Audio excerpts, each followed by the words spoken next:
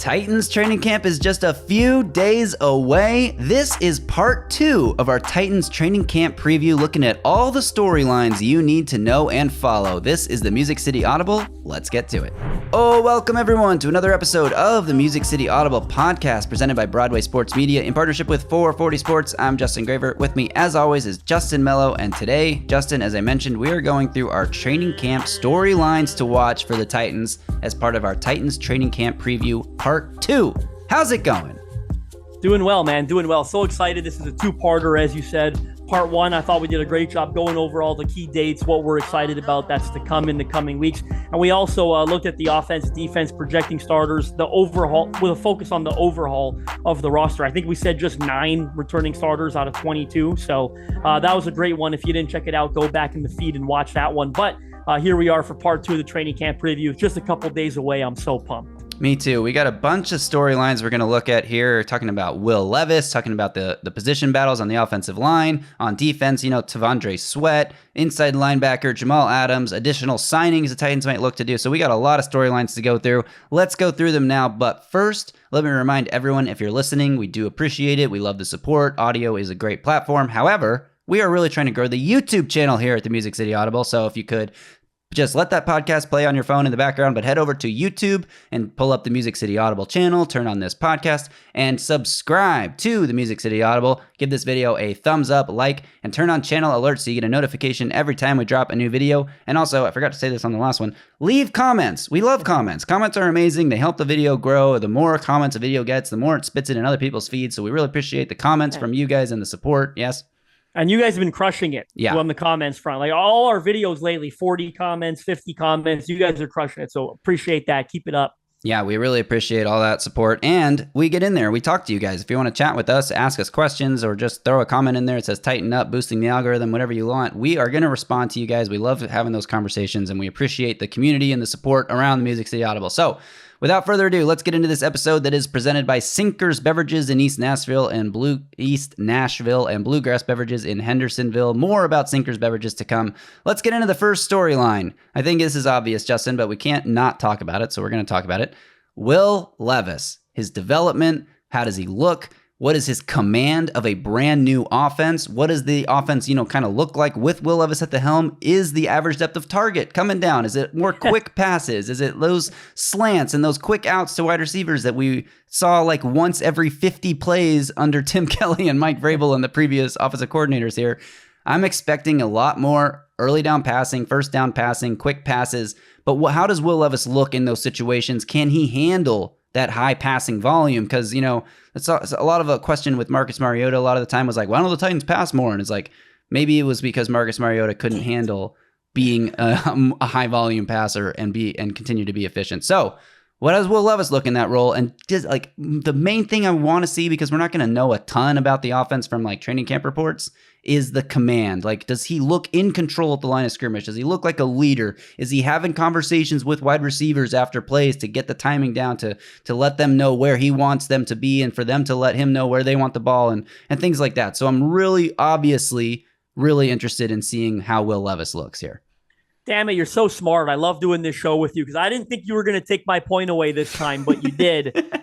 Because I'm going to tread lightly with how I... We have like a competition every show. Whoever gets to talk first is like racing to get all their points out so the other person doesn't steal what they're about to say. Because I'm going to tread lightly on how I judge Will Levis throughout this period. And what I was going to say was what you said, which is I think what I'm going to put the most stock into is more so his command of the new offense. Because if he goes out there and lights it up, remember that lots of guys light it up in training camp and it doesn't always translate. And the opposite is also true. That's not just me being negative. If he goes out there and looks terrible and throws a bunch of interceptions, you also want him taking some of those risks in training camp, right? That's the best time to test tight throwing windows and trust your receivers and try to build that chemistry and trust with them. You know what? Calvin Ridley, look at that. He comes down with the ball that I took a chance on. Yeah. I feel confident doing that during the season. So tread lightly with judging performances. Obviously, we want them to do well. But Traylon Burks might have been the MVP of training camp performances last season. Justin Hunter was once upon a time, right? Like the list goes on and on. So, of course, you don't want him to look terrible, but I agree. I think the most important thing is getting this offense down packed, making sure that him and Brian Callahan are on the same page, and that he's got, because it is a new scheme. It's gonna be quite new, quite different from what he ran last year. Maybe some overlap with what he had in Kentucky with Liam Cohen. We don't know for sure, but they come from similar coaching trees, so maybe. But that's the most important thing is getting command of this offense. Yeah, that, and the other thing I'm interested in seeing, like decision making. You mentioned it, like he's going to be testing stuff. He's going to be trying stuff. Brian Callahan even said a few months ago that like this is the time he wants to see his quarterbacks in practice, try windows and experiment with things to know what their limits are. But I'm also going to be curious to hear the reports on his accuracy, especially the short ball accuracy, the quick pass accuracy, because that's not as much of a decision-making thing. That's not as much of a like, oh, he's just learning a new offense. He has reformatted his mechanics a little bit this offseason. We've seen it in some of the training videos. He's moved his release point a little bit higher than it was in previous seasons. So his mechanics have been slightly tweaked. He's worked on his footwork a lot. Brian Callahan's talked about that too. So I'm interested to see if those things translate to a more accurate passer, because I think Will Levis has the ability to hit a dime from 50 yards away, but it's the consistent ability. Can he do that on 90% of his throws as opposed to 50% of his throws? Avoid the errant throws, and I think that will result in a huge jump in production for him and for the offense. So I'm interested to see that, in addition to some of the other stuff, the control that we talked about. It's just like, is he an accurate passer, as accurate as he needs to be? All right, moving on to the second storyline that we are tracking. What is happening on the right side of the offensive line? If this is part 2 that you're listening to, if you listened to part 1, you know that we projected starters for the right side of the line to be Sadiq Charles at right guard, Nicholas Petit-Frere at right tackle. That's sort of what the indications are. We haven't received any concrete information on this, that we don't know for sure that Sadiq Charles has a lead. We don't know for sure that NPF is going to be the first shot to get that right tackle job. What we do know is that NPF was rehabbing for most of the spring, basically all of the spring, I would say. We didn't really see him on the field at all during the spring. So we don't really know where his pecking order is. And then Daniel Brunskill, obviously in the mix at right guard. Dylan Radin's obviously in the mix at right guard. What is Jalen Duncan's status? Another guy who was rehabbing during the spring. So there are 4 guys in the mix for 2 spots here. And I think all 4 of them could probably play guard or tackle if like pressed into action in a pinch, if they had to. I'm not saying that's their ideal position, but so it's going to be interesting to see how it shakes out. But I am expecting it on that July 23rd conditioning day and that July 24th first practice on the field. I'm expecting Sadiq Charles to be first-team right guard and Nicholas Petit-Frere to be first-team right tackle.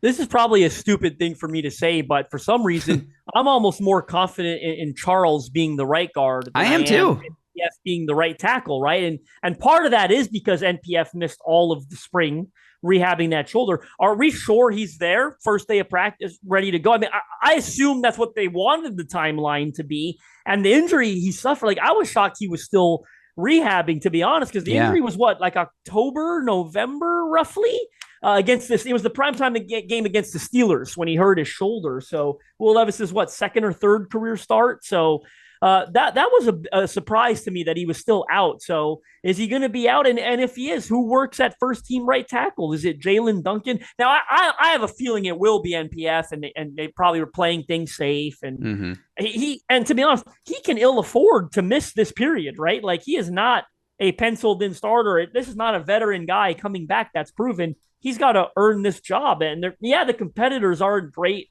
Jalen Duncan, Jerron Christian, Leroy Watson, a couple guys that have history with Bill Callahan, the latter two do that. They went out and acquired this offseason, by the way, one through trade.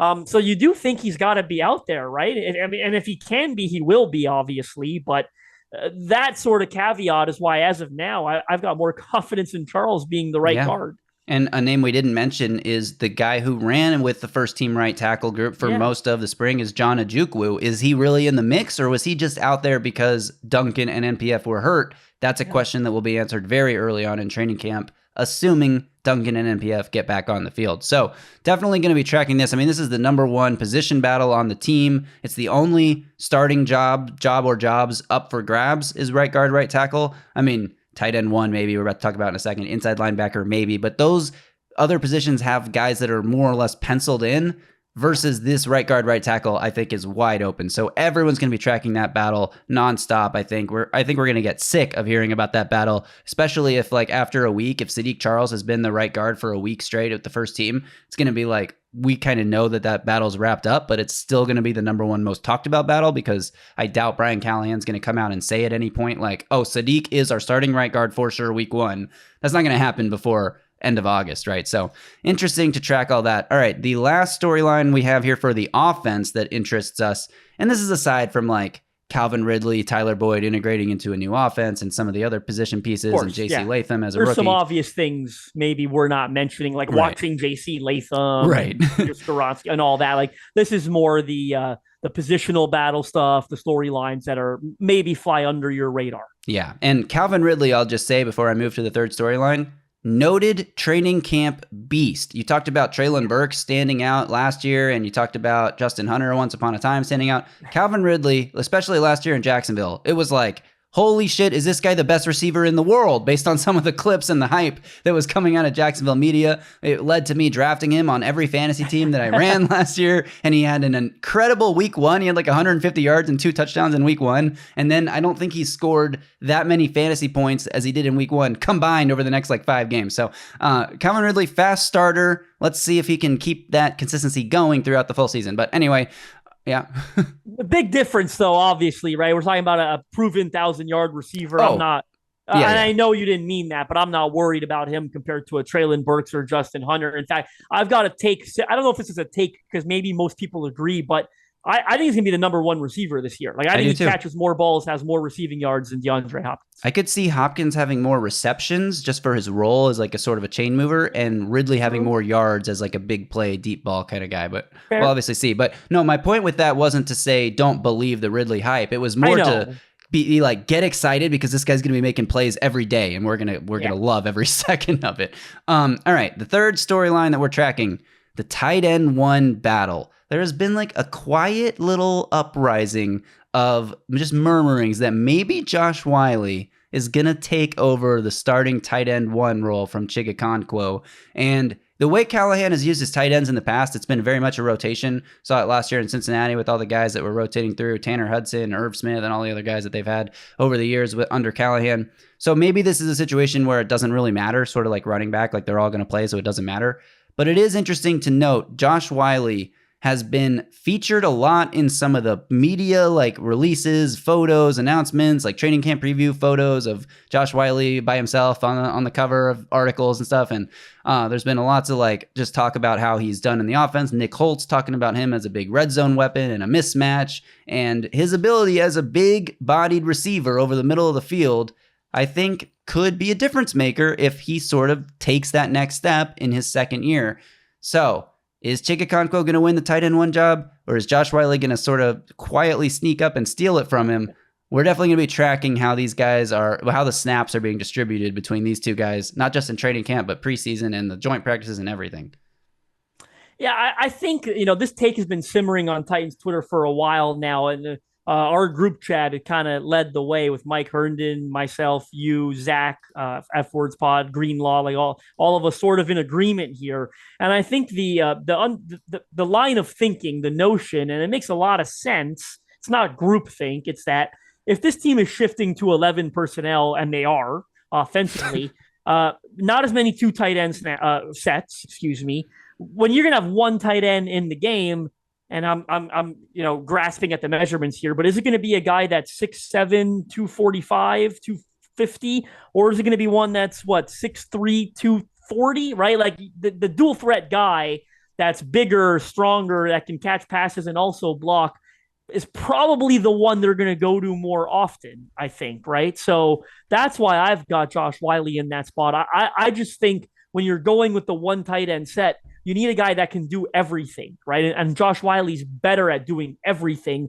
than Chig is. And Chig is a good blocker for his size. I don't want this to turn into he's a bad blocker. Don't let that creep into it because that's not true. Right. But some of the natural capabilities that a 6'4", 6.5, 250 guy has. It's just a different ball game, right? When you're talking about it. So that's why I think Josh Wiley probably leads the tight end in snaps. But this is a challenge for Brian Callahan, in all honesty, because Chig is a playmaker in the passing game, and he's a threat in the open field. And the onus will be on Callahan to not forget about him. He's probably going to keep himself up at night at times going, damn, how can I get him the ball a little bit more? Because I've got Calvin Ridley and D-Hop and Boyd. How can I get this guy the ball? Because he makes plays for it. And because I've got all those guys, defenses probably aren't focusing on him as much as they should. So there's some opportunities for some mismatches there, manufacture some plays for him. Yeah, I'll hit you with a little trivia question, Justin. You may know the answer to this. You're such a big draft nerd.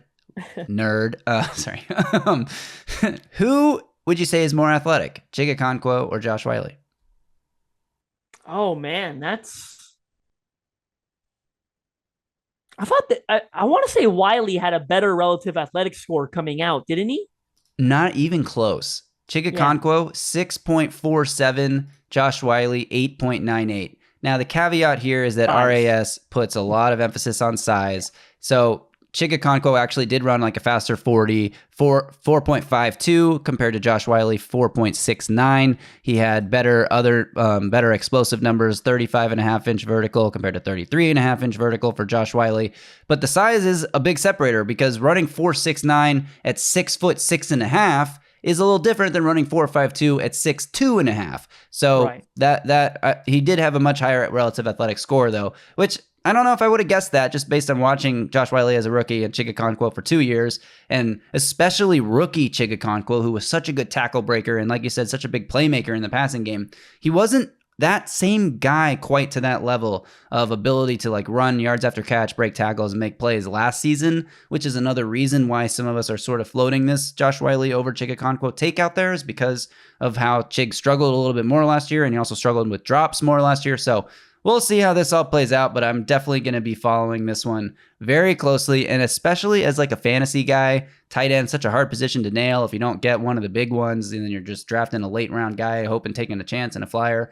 Like last year, because of his rookie season, a lot of people in the fantasy community were taking that flyer on Chig Okonkwo, and it did not pay off at all.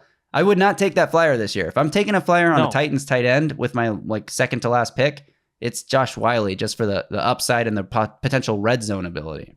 I don't know that anyone should take a flyer on either of these guys in fantasy football, to be honest, because I don't think they're going to be involved enough from a statistical perspective, with the receivers that this team has. And look at Brian Callahan's history. None of those tight ends in Cincinnati ever, they were all extensions, right? Like Hayden Hurst was okay, but they've struggled to replace him since. But me personally, this isn't a fantasy football show, but I ain't touching those Titans tight ends in fantasy this year. Yeah, I will say the tight ends did catch random numbers of touchdowns last year for the Bengals, but it was hard to predict who it was going to be. It was Drew Sample, it was Irv Smith, it was Tanner Hudson. I think there was one game where they like all three scored a touchdown and no one else on the Bengals scored a touchdown or something like that. But I do think like red zone wise, if Josh Wiley catches 7 touchdown passes this year, he's going to be fantasy relevant for some weeks. Yes. But that's a lot, so we'll see if that happens. All right. We're going to flip over to our defensive storylines now. We got 3 on offense, 3 on defense, and then a special teams one. Before we get to the defensive storylines, let's remind everyone that this episode is brought to you by Sinkers Beverages in East Nashville and Bluegrass Beverages in Hendersonville. Sinkers Beverages is the premier wine, spirits, and beer store in East Nashville, serving the community since 1985. Their knowledgeable staff is proud to help you with large parties, themed events, or finding something unique for a special occasion. From birthday parties to milestone celebrations to everyday moments, Sinkers can help with the right drink for every occasion. And if you head to the sinkersbeverages.com website or check out the link in this podcast description, you can join the In Crowd. In-crowd members get access to allocated wines and spirits, exclusive events, early access to barrel releases, and more. So check out sinkersbeverages.com today. All right, Justin, defensive storylines here. The first one, maybe this isn't the most important, but to me it's the most interesting, and maybe you can blame my college fandom bias on this one, but tracking T'Vondre Sweat's overall status and mostly participation, because we've seen already some of the people who were doom and gloom, T'Vondre Sweat, horrible pick. That crowd of Titans fan has already been using some of that, the missing some of the spring practice time and some of the like minor injury he dealt with. Obviously, the DUI was a big deal, and we're not going to sweep that under the rug. But there's been a contingent of Titans fans and people who cover the team who are anti-sweat from the beginning, who have been pushing all the anti-sweat stuff. And then there's a contingent of Titans fans who are, give this kid a shot. He was the defensive lineman, or I guess lineman of the year in college football last year, offense and defense. He won that award, Big 12 Defensive Player of the Year. Like, he was a game wrecker at Texas, and a lot of Titans fans are excited to see that potential paired with Jeffrey Simmons. Where are you at on the T'Vondre Sweat conversation here? What do you want to see from him? What do you need to see from him? Do you agree with your buddy Lomas, who's writing for you at Titan Size, that he has to make a big first impression here? Like, where are you at on T'Vondre Sweat? Yeah, I came to Lomas's defense on that one, by the way. Never thought I'd see the day, but he wrote an article saying that T'Vondre Sweat has to make a good first impression at training camp because it's his last chance to make a good first impression since he didn't get that chance really.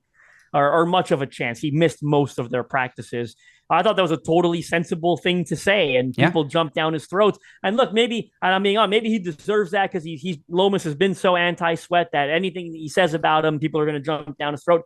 He's earned that because he talks bad about Sweat a lot, right? So but I thought that point was a fair thing to say, and I came to his defense because, he does. I think like.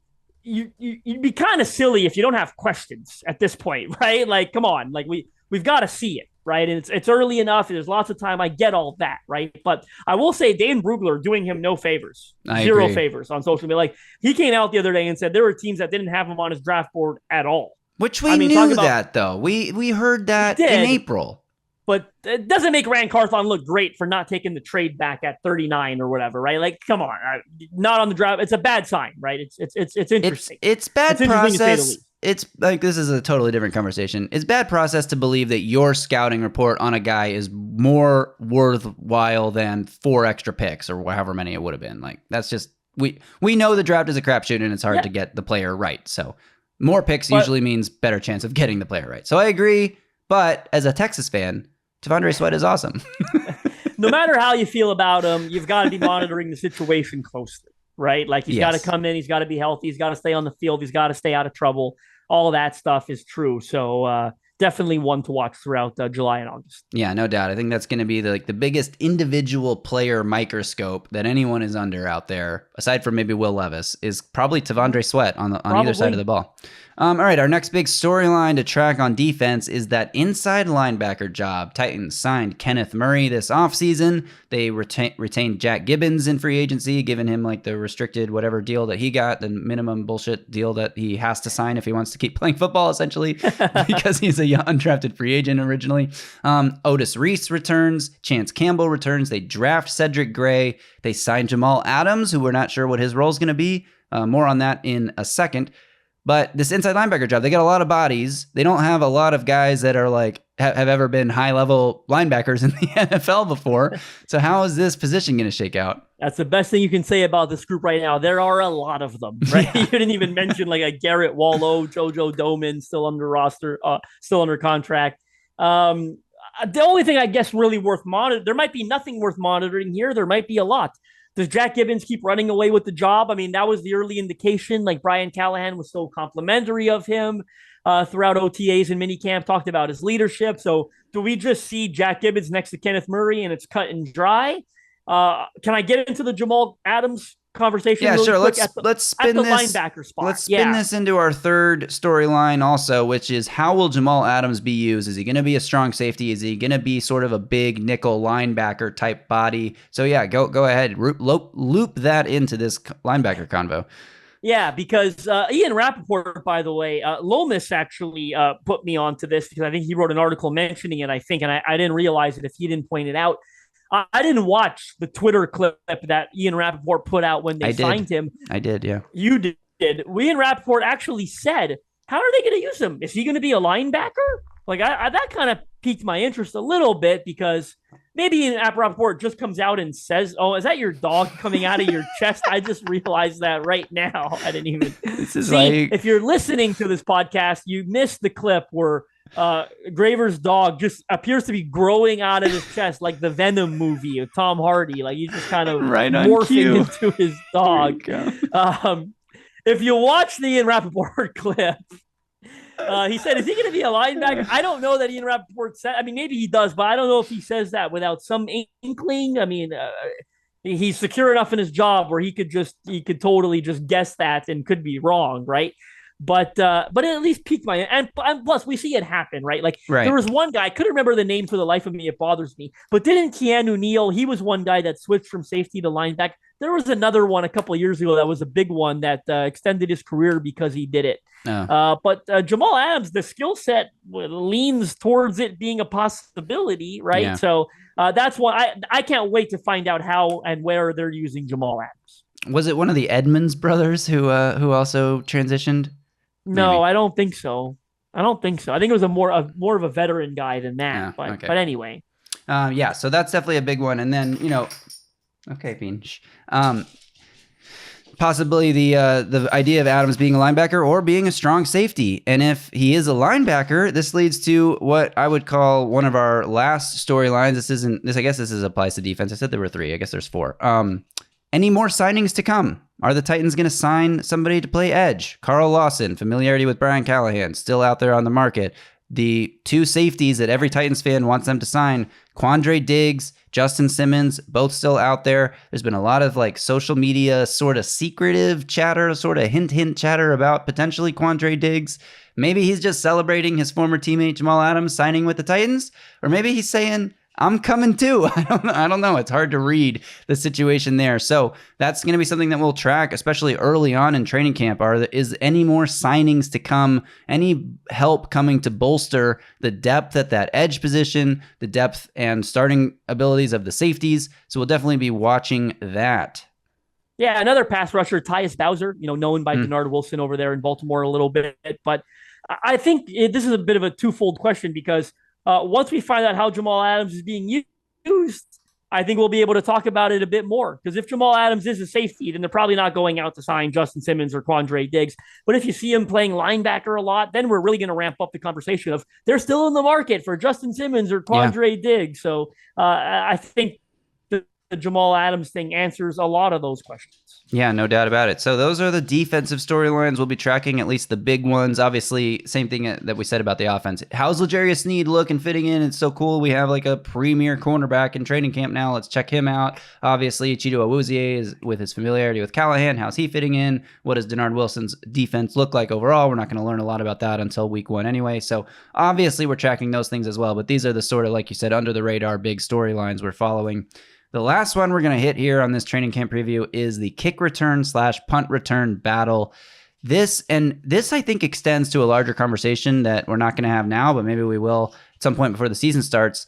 The new kickoff return rule in the NFL. What does it look like? The first team that figures this out really is going to have such an edge. And it's the kind of thing I've said before. I think that like if Bill Belichick was still coaching in the league, I would put all my money on Bill Belichick to be the guy that figures out the kick return first. But how are the Titans going to do it? Is it going to be like your typical returner type of guy? Is it going to, we've seen mentioned that maybe Treylon Burks can be used in this role, which would surprise me if there's not a lot of injuries, but because he hasn't been the elusive tackle breaking threat that he was in college, he hasn't been that in the NFL. So I don't know if I like that, but is it going to be like a pure speed guy? Is it going to be like a Deebo Samuel type who just sheds tackles? Is it going to be like a running back because this play is almost like a run play with the way the blocking is going to develop? So this is a larger conversation, but that kick return battle, that punt return battle, it's probably going to decide some of the final roster spots at the back end of these like wide receiver, cornerback, safety position groups, even linebacker groups. Like this battle is going to be interesting to track. Yeah, and I think there's going to be so many guys in the mix. And I'm excited to finally get an official list of who's in the mix. As soon as they're practicing, we'll get that list, right? But, I thought Kearis Jackson was pretty good at it last year before he got hurt. He made the roster because of it. Right. Jaquan Jackson, the 6th round pick, I think is going to have a good chance to be that guy, right? We know Mason Kinsey is probably going to be in that mix. Well, Julius Chestnut, Hassan Haskins were in that mix once upon a time. I don't love either of them in that role, but they might get some reps there. Does Tajay Spears get some reps there because of the new rules? You want a speedy, elusive guy. So I think one of the UDFA receivers was fielding them at minicamp. I think it was Sam Schnee. Gabe Judy Lally did a little bit of that when he worked out for the Titans. So a lot of players in the mix, excited to get to training camp and finally start narrowing that down. And where's Ryan Stonehouse, by the way, quickly in his on the special teams conversation? What's his health status? And is it going to be him, or do you think he's going to be on the pup at some point? It's going to be Ty Zentner to start the season. So another question there on special teams. Yeah, we could go through the whole potential pup list too as its own storyline, but like guys that we talked about already and guys that we talked about on the last episode, like the tackles, Nicholas Petit-Frere, Jalen Duncan, even Tavondre Sweat. Like how healthy are these guys? Colton Dowell will probably start the season on that list right after tearing his ACL late in the season.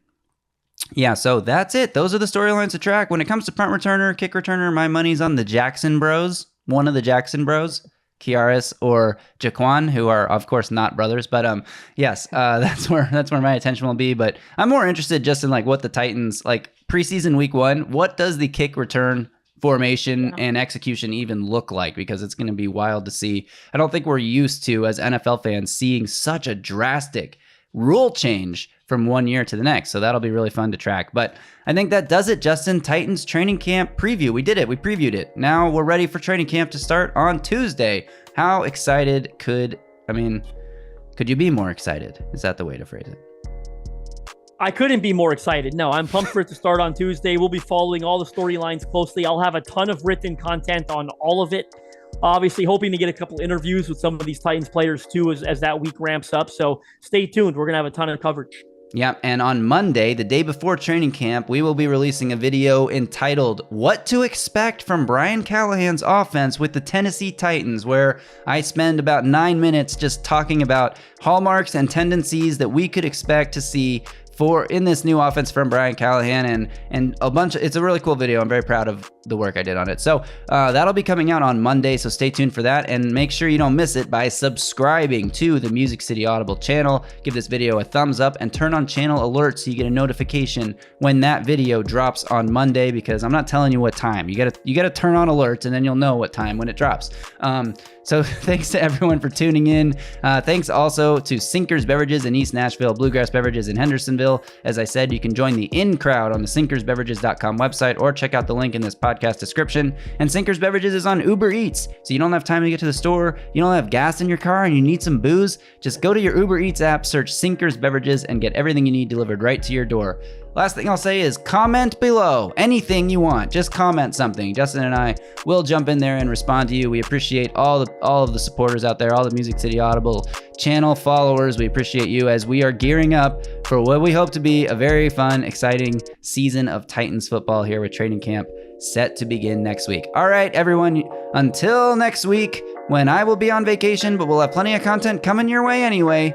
Y'all stay safe out there and tighten up.